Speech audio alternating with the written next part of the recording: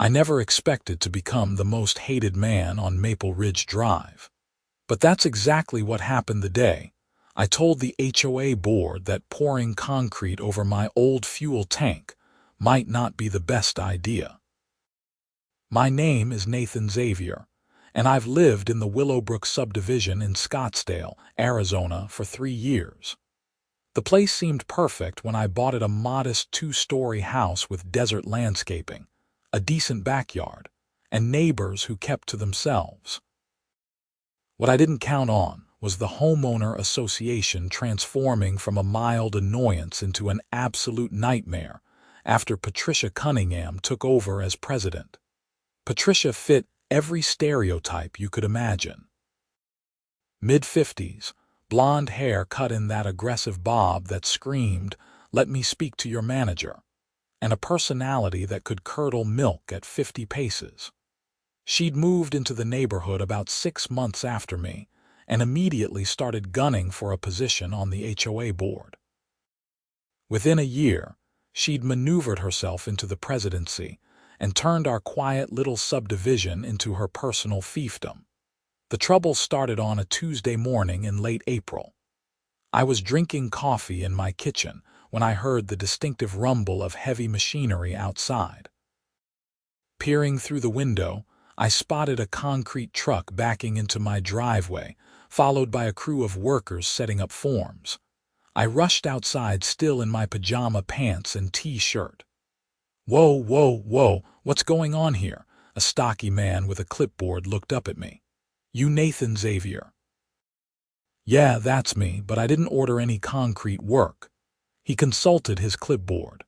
"Says here the HOA authorized repairs to your driveway, some cracks and settling issues. They're covering the cost." My driveway did have some cracks, but nothing serious. Certainly nothing that required replacement. "I need to see the authorization. This is my property." The foreman shrugged. "Take it up with your HOA. We got a work order, we do the work. That's how it goes."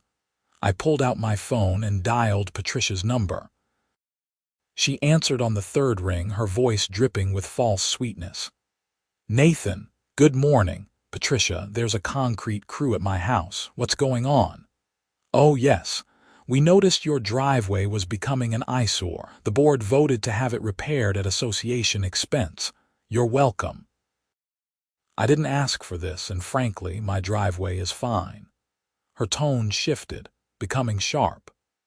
"According to the CC and Articus you signed when you purchased your home, the HOA has the authority to maintain property standards throughout the community.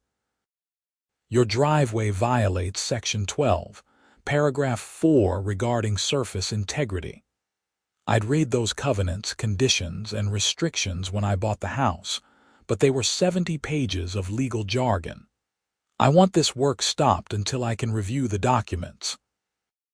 "The work is proceeding, Nathan. If you interfere with HOA-authorized contractors, you'll be in violation and subject to fines.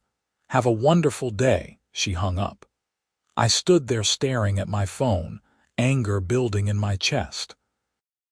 The workers were already breaking up sections of my existing driveway with jackhammers. That's when I remembered the fuel tank. My house was built in 1987.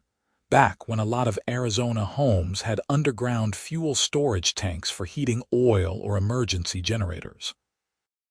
When I'd bought the place, the home inspector had noted the presence of an old tank buried in the front yard, underneath what was now my driveway.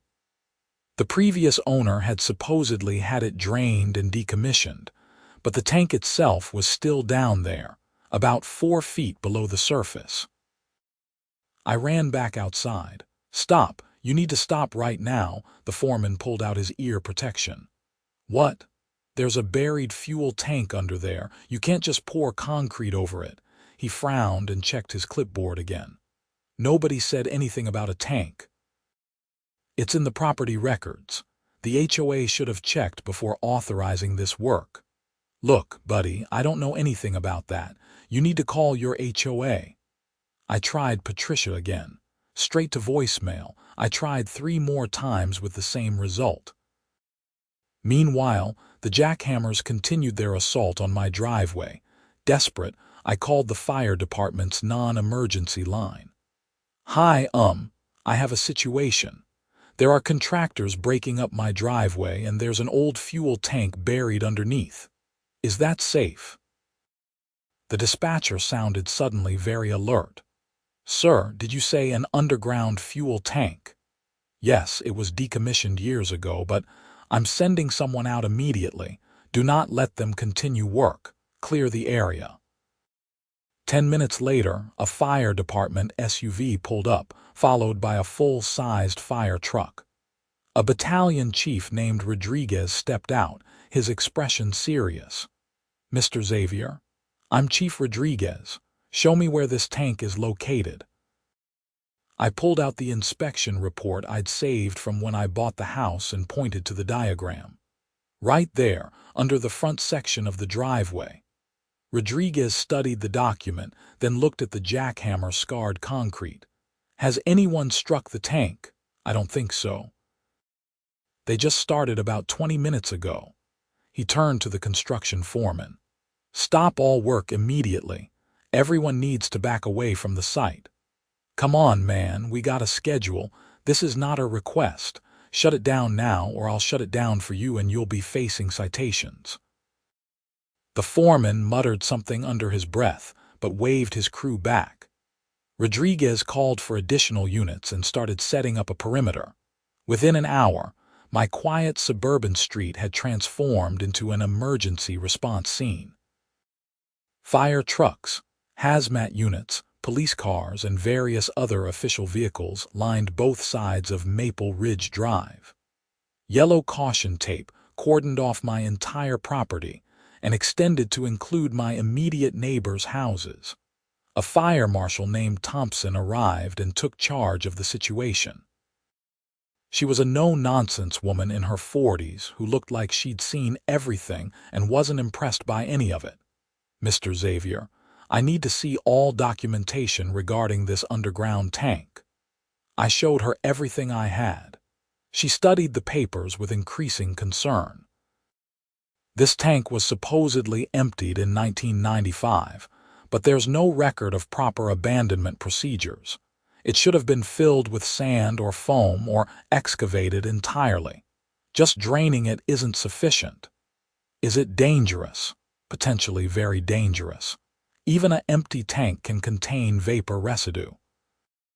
If your contractors had punctured it with that jackhammer, the spark could have ignited those vapors. We'd be looking at an explosion." My blood ran cold. Jesus! Who authorized this work? The homeowner association, specifically the president, Patricia Cunningham. Thompson's jaw tightened. "Did they conduct any kind of survey or check the property records before starting excavation?" "Apparently not." She pulled out her radio. "I need county code enforcement out here, and get me someone from the state environmental quality department. We're going to need soil samples and a hazmat assessment." By early afternoon, the fire marshal had made the decision to evacuate the entire block. Residents emerged from their homes confused and angry as firefighters went door to door explaining the situation.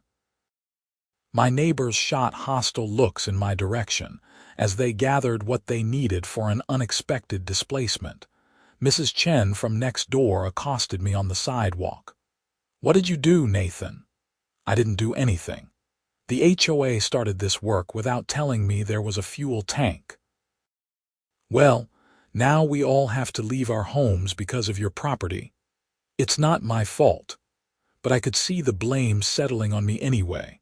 In their eyes, this was my house, my tank, my problem. Patricia finally showed up around 3 in the afternoon, driving her white Mercedes SUV right up to the police barricade. An officer stopped her, but I could hear her strident voice from 50 feet away. "I'm the HOA president. I have a right to be here." The officer directed her to the command post Thompson had set up. I watched as Patricia marched over, her expression indignant, only to be met by Thompson's steely gaze. "Are you Patricia Cunningham?" I am, and I demand to know why you're disrupting our neighborhood over some minor construction work. Thompson held up a hand. Madam, did you authorize concrete work on the property at 2847 Maple Ridge Drive? Yes, as is my authority under the Homeowner Association bylaws.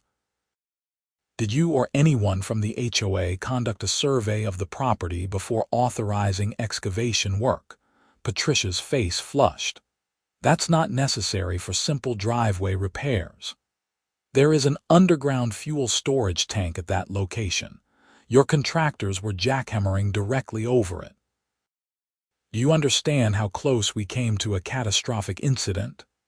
Well, how was I supposed to know about some old tank? Thompson's voice dropped to a dangerous calm. By checking the property records, by conducting due diligence before authorizing excavation, by following basic safety protocols. This tank is documented in multiple places, including the county assessor's database and the home's inspection records. I don't have time to read through every little detail of every property. Then you shouldn't be authorizing construction work. Thompson turned to one of the police officers. Get me this woman's contact information. The county attorney is going to want to talk to her. Patricia sputtered. You can't. I have rights. Yes, and one of those rights is to remain silent, which I'd suggest you exercise.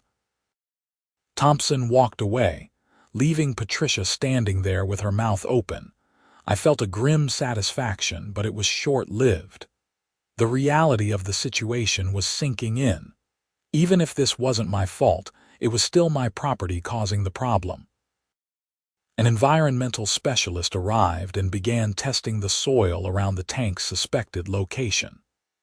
Using ground-penetrating radar, they confirmed the tank's exact position, a cylindrical object approximately 10 feet long and 4 feet in diameter, buried at a depth of about 42 inches.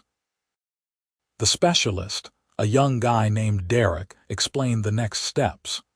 We need to excavate carefully and assess the tank's condition. If it's leaking, we've got a contamination issue. If it's intact, we still need to remove it or properly abandon it in place. How long will that take? Days at minimum. Could be weeks if we find contamination. And the evacuation. Until we determine there's no immediate explosion risk and no toxic vapor levels, the block stays cleared. By evening, news crews had arrived. A perky reporter from Channel 12 tried to interview me, but I declined. Patricia, however, had no such reservations. I watched from a distance as she spoke to the camera, gesturing dramatically. This is an unfortunate situation caused by poor record-keeping from previous homeowners. The HOA was simply trying to maintain property values and improve the neighborhood. We had no way of knowing about this hidden hazard. I felt my temper flare. She was lying through her teeth, trying to shift blame away from her own negligence. Rodriguez must have seen my expression because he walked over. Don't engage with the press right now. Let the investigators do their job. She's lying. We know. The fire marshal is documenting everything. The truth will come out. That night, I stayed at a Holiday Inn 6 miles away. The HOA was supposed to arrange temporary housing for evacuated residents, but Patricia had made herself conspicuously unavailable. People were scrambling to find hotel rooms, stay with relatives, or crash with friends. My phone buzzed with angry texts from neighbors. Most blamed me for not disclosing the tank, even though it had been properly noted in my purchase documents. A few blamed Patricia for authorizing the work without proper research. The neighborhood was fracturing along battle lines. Wednesday morning brought more bad news. The environmental team had taken soil samples and found elevated levels of petroleum hydrocarbons. The tank was leaking, had probably been leaking for years, contaminating the soil underneath my driveway and potentially seeping toward the water table. Derek explained it to me with barely concealed frustration. The tank was never properly decommissioned. It still had residual fuel oil, which has been slowly seeping through corroded seams. We're looking at a significant remediation effort. What does that mean for me? Your property is now a contaminated site. We'll need to excavate the tank and the surrounding contaminated soil, dispose of it as hazardous waste, and backfill with clean material. Cost is probably going to run between $60,000 and $90,000. I felt like I'd been punched in the gut. I don't have that kind of money. You might be able to pursue the previous owner if you can prove they misrepresented the tank's status, or your HOA since they caused the immediate crisis. But either way, the cleanup has to happen. Thompson joined us, her expression grim. Mr. Xavier, I've been in contact with the county attorney's office. They're opening an investigation into the HOA's actions. They're also looking into whether criminal charges are warranted. Criminal charges. Reckless endangerment at minimum. Your association president authorized excavation work over a known hazard without proper precautions. People could have died. The weight of it all pressed down on me. My house was a toxic waste site. My neighbors hated me. The entire block was evacuated. And Patricia was potentially facing criminal charges. What do I do? Get a lawyer, Thompson said bluntly. A good one. This is going to get complicated. I called my insurance company from the hotel parking lot. After being transferred 4 times, I finally reached someone who could help. The news wasn't good. Mr. Xavier, your homeowner's policy doesn't cover pre-existing environmental contamination. The tank was there before you purchased the property. But the HOA caused the immediate crisis. That's a matter you'll need to pursue through other channels. We can't help you with the cleanup costs. I hung up and wanted to scream. Instead, I started researching attorneys who specialized in environmental law and HOA disputes. By Thursday, the story had hit the local news hard. HOA nightmare. Underground tank triggers block evacuation, read one headline. Scottsdale subdivision evacuated after dangerous discovery, said another. The fire marshal had confirmed that vapor levels were not immediately dangerous, but the evacuation would remain in place until the tank could be secured or removed. The process of excavating around a potentially volatile fuel tank required specialists, proper equipment, and careful planning. I hired an attorney named Marcus Brenner, who came highly recommended for environmental cases. He was a thin man in his 60s with wire-rimmed glasses and the demeanor of someone who'd spent decades fighting bureaucracy. "This is a mess," he said after reviewing my documents. "But it's not your mess. The tank's presence was properly disclosed when you bought the property.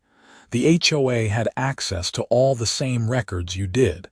They chose not to check. Can we hold them liable for the cleanup? Absolutely. They created the hazardous situation through their negligence. I'm going to file suit against the HOA and Patricia Cunningham personally for the full cost of remediation, plus damages. How long will that take? Months, probably over a year.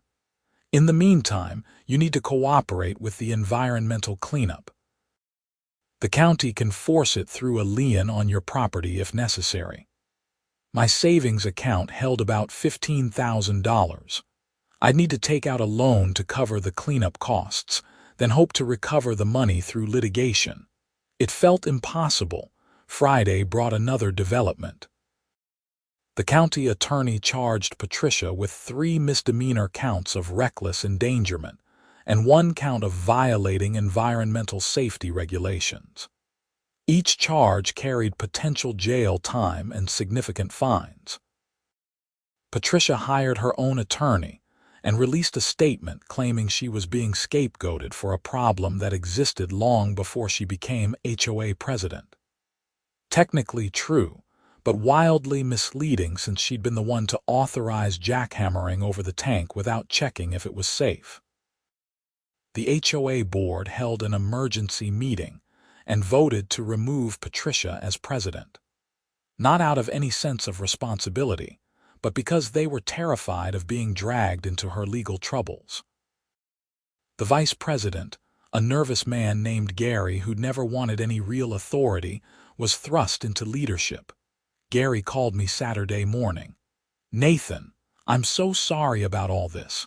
The board didn't know Patricia had authorized that work without proper surveys. You're the board. You're supposed to oversee what she does." I know. Look, we want to make this right. The HOA will cover the cleanup costs." I felt a surge of relief, quickly tempered by suspicion. "Get that in writing." "Of course. I'll have our attorney draft something today." By Saturday afternoon, I had a signed agreement that the HOA would pay for the environmental remediation in exchange for my agreement not to sue them. My attorney advised me to take it. "You could potentially get more through litigation, but this guarantees the cleanup happens now and you're not out of pocket. Take the deal." I signed. The excavation began the following Monday. A specialized crew arrived with equipment designed for hazardous materials work. They dug carefully around the tank, exposing the rusty metal cylinder that had been lurking beneath my driveway for decades. The tank was in worse shape than anyone expected. Rust had eaten through multiple spots, and when they finally pulled it from the ground, oil residue dripped from the corroded metal. The contaminated soil extended in a rough circle about 20 feet in diameter. News cameras captured the whole thing. I became the reluctant face of the story, reporters shoving microphones in my face every time I visited the site. "Mr. Xavier, how do you feel about the HOA's actions?" "Angry, betrayed. This should never have happened."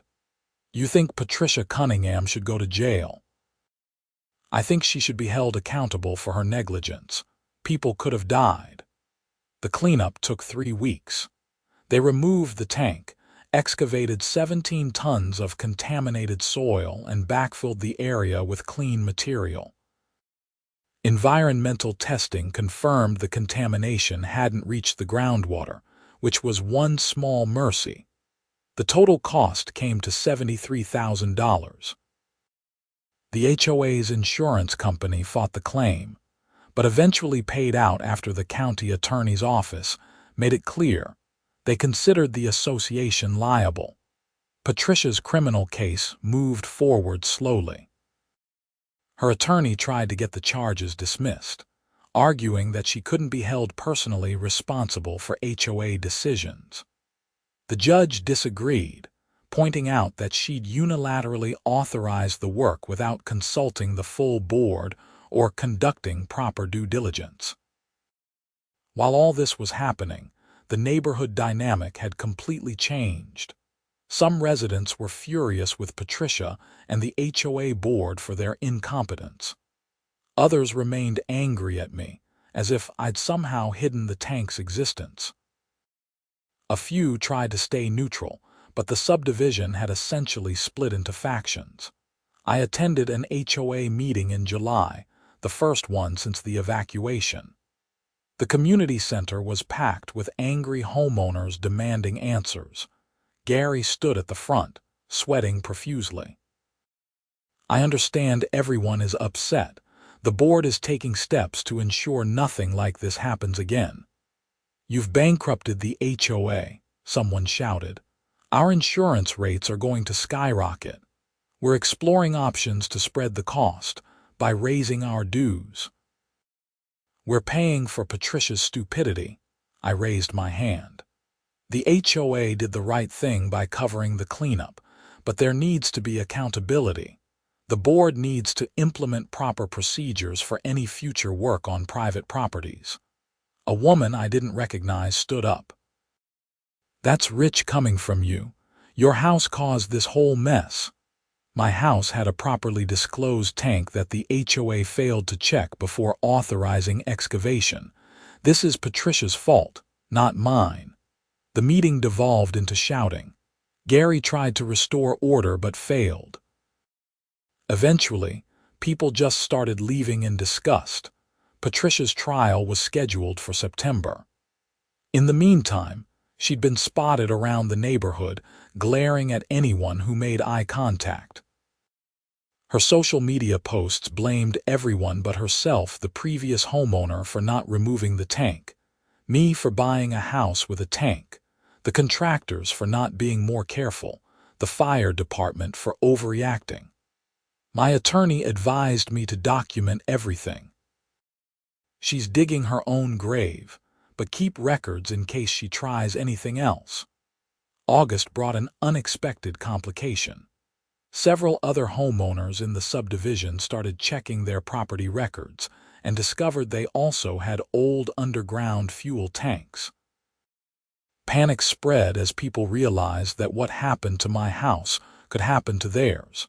The county sent inspectors to survey the entire neighborhood. They found 12 more properties with buried tanks, most dating back to the 1980s and early 1990s. Some had been properly decommissioned. Others were time bombs waiting to go off. The HOA faced a difficult decision. Should they proactively remove the tanks or wait until problems developed? The cost of removing 12 tanks would devastate the association's finances. But leaving them risked another disaster. I attended another meeting where the board debated the issue. One homeowner with a buried tank stood up. "I can't afford to remove this thing. If the HOA forces me to do it, I'll have to sell my house." Gary looked miserable. The board is exploring grant options and low-interest loan programs, but we have a responsibility to ensure neighborhood safety. You have a responsibility you ignored until Nathan's driveway exploded into a crisis. It didn't explode, I interjected. It could have, but didn't, thanks to the fire department. Another homeowner glared at me. "You're the reason they're going to make us all spend money we don't have." I'd had enough. "I'm the reason you found out about a hazard before it killed someone. You're welcome." The meeting ended with no resolution. The HOA formed a committee to study the issue, which was typical bureaucratic nonsense that meant they'd delay making a decision as long as possible. September arrived with Patricia's trial. I was subpoenaed to testify along with Chief Rodriguez, Fire Marshal Thompson, and several of the construction workers. The courtroom was small, and the gallery was packed with neighbors. Some came to support Patricia, but most wanted to see justice served. Patricia's attorney, a slick guy named Holloway, tried to paint her as a dedicated volunteer overwhelmed by the complexities of HOA management. Mrs. Cunningham devoted countless hours to improving the neighborhood. This was an honest mistake, not a criminal act. The prosecutor, a sharp woman named Angela Reeves, wasn't buying it. The defendant had access to all relevant property records. She chose not to check them. She authorized excavation work over a known hazard without conducting any survey or assessment. That's not an honest mistake. That's reckless negligence. When they called me to testify, I told the truth. Patricia had pushed ahead with the driveway work despite my objections. She'd refused to halt the project even when I warned her about the tank. She'd ignored multiple opportunities to avoid the crisis. Under cross-examination, Holloway tried to trip me up.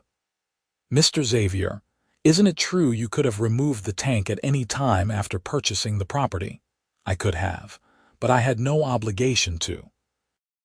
The tank was properly disclosed and decommissioned according to the previous owner's documentation. But you knew it was there and chose to do nothing. I knew it was there and was assured it was safe. The HOA's reckless actions proved otherwise. Rodriguez testified about the immediate danger the jackhammering had created. If those workers had punctured the tank, the spark from the equipment could have ignited vapor inside. We'd be looking at an explosion with potential casualties and property damage extending to neighboring homes. Thompson explained the environmental contamination and the extensive cleanup required. This situation was entirely preventable with basic due diligence. The trial lasted 3 days. The jury deliberated for 4 hours before returning with their verdict, guilty on all counts. Patricia's face went white as the foreman read the decision. Holloway immediately stood to request bail pending sentencing, which the judge granted. Outside the courthouse, reporters mobbed both sides. Patricia pushed through without comment, but Reeves held a brief press conference. This verdict sends a message that HOA officials have a responsibility to act prudently and prioritize safety over bureaucratic convenience. Mrs. Cunningham's negligence could have resulted in deaths. The community is safer with her removed from any position of authority. I gave a brief statement as well. I'm glad justice was served. This whole situation could have been avoided if the HOA had simply checked the records before authorizing work on my property. I hope other associations learn from this. Sentencing was scheduled for October. Patricia faced up to 18 months in county jail and fines totaling $15,000. In the meantime, my property was finally restored. New concrete had been poured where the contaminated soil had been removed. My driveway looked better than it had in years, which was ironic considering the nightmare it had taken to get there. The HOA had started a program to help homeowners with buried tanks assess and potentially remove them. They'd secured a low-interest loan program through the county and were working with environmental contractors to get bulk pricing on tank removal. Mrs. Chen, my neighbor who'd blamed me initially, stopped by one afternoon with a plate of cookies. "Nathan, I owe you an apology.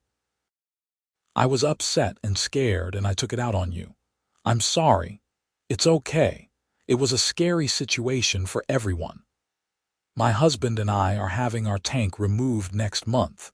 If you hadn't spoken up when you did, who knows what could have happened when the HOA eventually came after our driveway." That conversation was repeated several times over the following weeks. As the shock wore off and people had time to think, most realized I'd actually prevented a tragedy rather than caused one. Patricia's sentencing hearing in October was brief. The judge reviewed her lack of prior criminal record, but emphasized the seriousness of her negligence. "Mrs. Cunningham, you held a position of trust and authority in your community.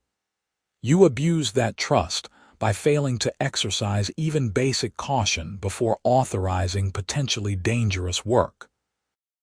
You're fortunate that no one was injured or killed as a result of your actions." The sentence: 8 months in county jail, suspended to 6 months with work release, plus 3 years of probation and $5,000 in fines. She was also prohibited from holding any HOA office during her probation. Patricia maintained her innocence to the end, insisting she'd been unfairly targeted. Her neighbors thought otherwise. The HOA held elections in November. Gary declined to run for president, saying he'd never wanted the position in the first place. A retired engineer named Donald Vasquez won, running on a platform of transparency and proper oversight. At Donald's first meeting as president, he introduced new policies requiring environmental assessments before any excavation work and mandatory consultation with affected homeowners before authorizing work on private property. The board voted unanimously to adopt the changes. "What happened to Nathan Xavier should never happen to anyone," Donald said.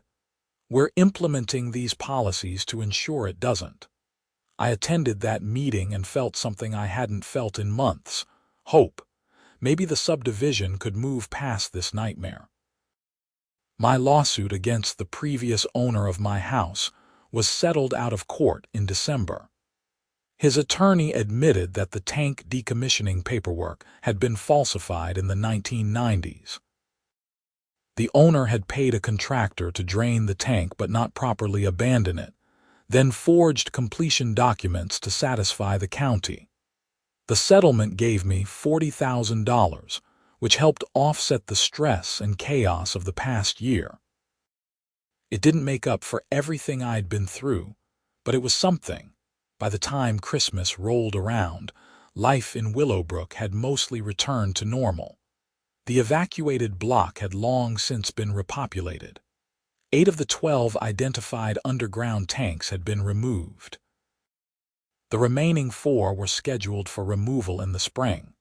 Patricia served her sentence and disappeared from the neighborhood. Rumor had it she'd moved to California to stay with her sister, unable to face the neighbors she'd endangered and alienated. I attended the neighborhood holiday party, something I'd skipped in previous years. People were actually friendly, and several thanked me again for preventing what could have been a catastrophic disaster. Mrs. Chen introduced me to her sister, Veronica Torres, who just moved to Scottsdale. We talked for over an hour, discovering shared interests in hiking and bad science fiction movies. By the end of the party, I had her phone number and plans for dinner the following week. As I walked home that night, I looked at my driveway smooth, new concrete with no hint of the buried hazard that had once lurked beneath. The whole ordeal had been a nightmare, but it had forced necessary changes. The neighborhood was safer now. The HOA had implemented real oversight and accountability, and I'd learned an important lesson about standing up when something wasn't right, even when it was easier to look the other way. The fire department had shut down the whole block, but in doing so, they'd prevented a tragedy. Patricia's recklessness had been exposed and punished. The hidden dangers lurking beneath the neighborhood had been identified and addressed. It had taken months of chaos, tens of thousands of dollars, criminal trials, and neighborhood civil war to get there. But we'd emerged on the other side with a stronger, safer community. As spring arrived the following year, I was having coffee with Veronica on my back patio when we heard the rumble of heavy machinery on the street. My muscles tensed instinctively, but Veronica put her hand on mine. "Relax. They're just removing the Johnson's tank. Everything's going to be fine." She was right. This time the work was being done properly. Environmental surveys had been conducted. The fire department had been notified. Safety protocols were in place. Donald had stopped by the previous week to personally show me the paperwork and get my feedback on the process. "We learned from what happened to you, Nathan. This is how it should have been done from the start." I watched the careful excavation through my back fence. The workers moved methodically, aware of the hazard they were dealing with. A fire department inspector was on site, monitoring the process. Everything was controlled and professional. "You saved lives, you know," Veronica said quietly. "I just called the fire department. You spoke up when it would have been easier to stay quiet. You fought back when the HOA tried to bulldoze over you. A lot of people wouldn't have done that." Maybe she was right. I'd spent so much time focused on the nightmare aspects of the situation that I hadn't really thought about what might have happened if I'd just let the workers proceed. If they'd punctured that tank with their jackhammer, the spark could have ignited the vapors inside. The explosion would have been significant, probably not action movie huge, but enough to cause serious injuries or deaths. The workers would have been at ground zero. My house was close enough to sustain major damage. The neighboring houses could have been affected. Instead, everyone was safe. The tanks were being properly removed. The neighborhood had learned a valuable lesson about oversight and accountability. That summer, I married Veronica in a small ceremony in our backyard. Half the neighborhood attended, including Donald and Gary and Mrs. Chen, and most of the people who'd once blamed me for the evacuation. They'd all come around once they had time to process what had really happened. The local news ran a follow-up story a year after the initial crisis. Scottsdale subdivision safer after underground tank crisis, the headline read. The reporter interviewed Donald about the changes implemented and talked to several homeowners who'd had tanks removed from their properties. They interviewed me too, asking how I felt about everything that had happened. It was a nightmare at the time, but it forced necessary changes. The HOA operates more transparently now. Hidden hazards have been identified and addressed. People are more engaged with the association and what it's doing. In a weird way, Patricia's recklessness made the neighborhood better by exposing how broken the system was. The reporter asked if I had any message for other homeowners dealing with HOA disputes. Speak up. Don't let them intimidate you. If something doesn't seem right, question it. And always check your property records for anything unusual. You'd be surprised what might be lurking in your own backyard. Patricia's probation ended quietly. I heard through the neighborhood grapevine that she'd completed her sentence without incident and was working as an office manager somewhere in Orange County. She'd never apologized or acknowledged her role in creating the crisis, but at least she was far away from any position of authority over other people's homes. The final underground tank in Willowbrook was removed in the fall, marking the end of that particular chapter. The subdivision held a small celebration, which seemed absurd to outsiders but made sense to those of us who'd lived through the chaos. Donald gave a short speech at the community center. 2 years ago, this neighborhood faced a crisis that could have ended in tragedy. Instead, it became a catalyst for positive change. We learned the importance of due diligence, transparency, and putting safety above all else. I'm proud of how this community came together to address these hazards and make our neighborhood truly safe. People applauded. Mrs. Chen squeezed my hand. Veronica smiled at me from across the room. I thought about that Tuesday morning when I'd heard the concrete truck backing into my driveway. The panic I'd felt realizing what the workers were jackhammering over. The terrifying hours when the entire block was evacuated and experts assessed the danger. It had been the worst period of my life in many ways. The stress, the financial pressure, the hostility from neighbors, the legal battles, the uncertainty about whether my home would ever be safe again. But it had also led to real change. A dangerous HOA president had been removed and held accountable. Hazardous conditions throughout the neighborhood had been identified and corrected. New oversight procedures protected homeowners from future negligence. And I'd met Veronica, which alone made everything else worthwhile. As winter approached and the second anniversary of the crisis neared, life in Willowbrook had settled into a comfortable rhythm. The HOA functioned smoothly under Donald's leadership. Property values had actually increased as word spread about the comprehensive safety improvements. People trusted their neighbors and their association in a way they hadn't before. I was grilling burgers in the backyard one Saturday when Donald stopped by with a 6-pack of beer. "Got a minute, always. What's up?" He settled into one of our patio chairs. "The board wants to put up a small plaque at the community center, commemorating the changes we made after the fuel tank crisis. We'd like to include your name if you're okay with that." I considered it. Part of me wanted to leave that whole nightmare in the past. But another part recognized the value in remembering what had happened and why things had changed. What would it say? Donald pulled out his phone and showed me a draft. In recognition of the events of April 2025 and the comprehensive safety improvements implemented thereafter. This community is safer and stronger because we learned to prioritize diligence, transparency, and accountability above all else. It was tactful, acknowledging what had happened without sensationalizing it or calling out Patricia by name. I think that's appropriate. You have my support. The plaque was installed in January, mounted near the community center entrance where everyone would see it. A small ceremony marked the occasion, attended by most of the neighborhood.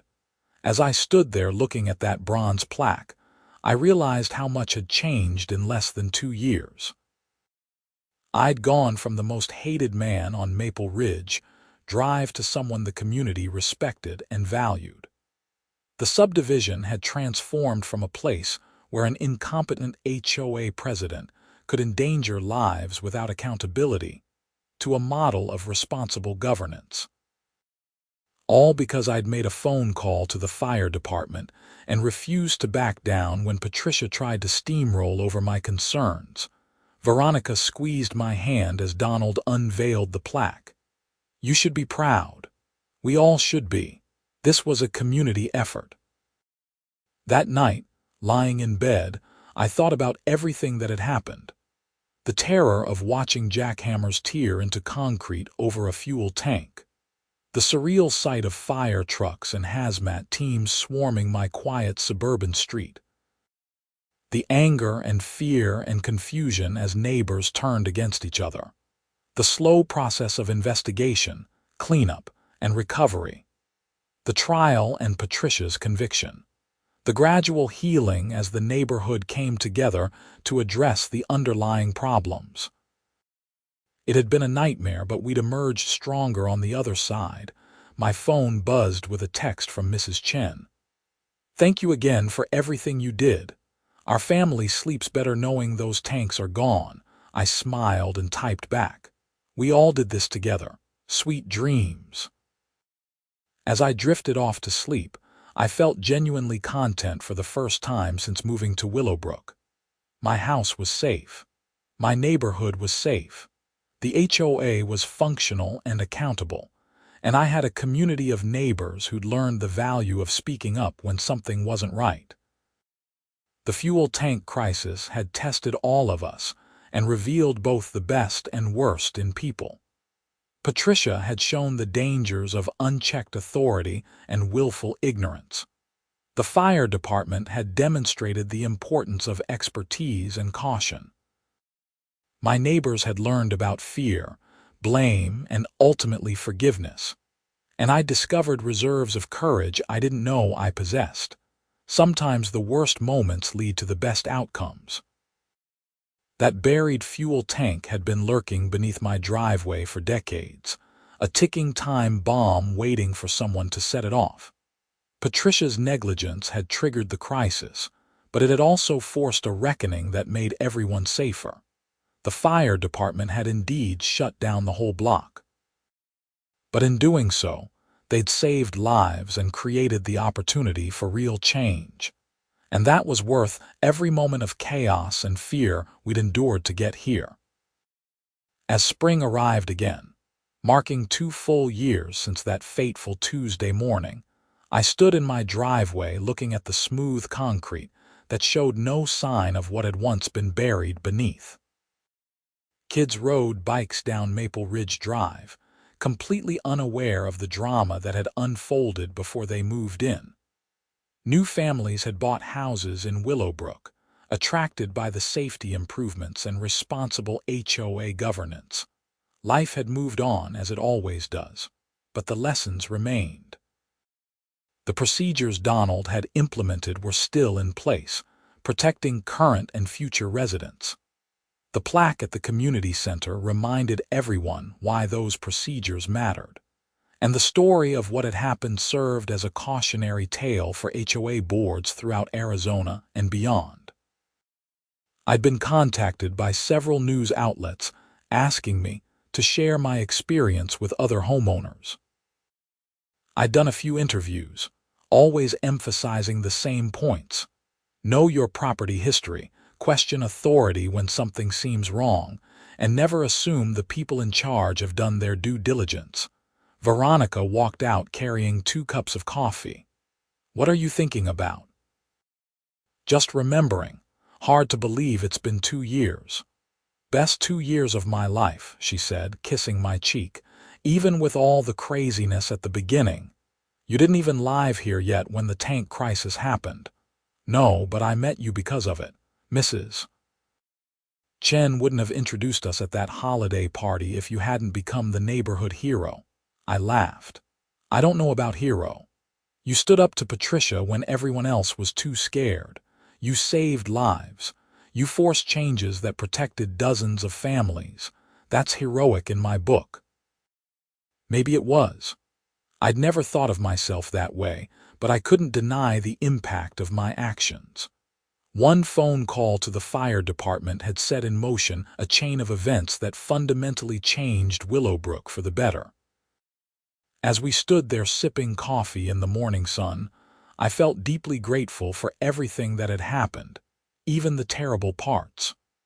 The crisis had been real and frightening, but it had led to justice, safety, and ultimately to the life I was living now. Patricia was gone, serving out her probation far from the neighborhood she'd endangered. The HOA functioned with transparency and accountability. The buried hazards had been identified and removed, and I had a wife, a home, and a community I was proud to be part of. The fire department had shut down the whole block, but in doing so, they'd given us all a second chance to get things right. And this time, we had.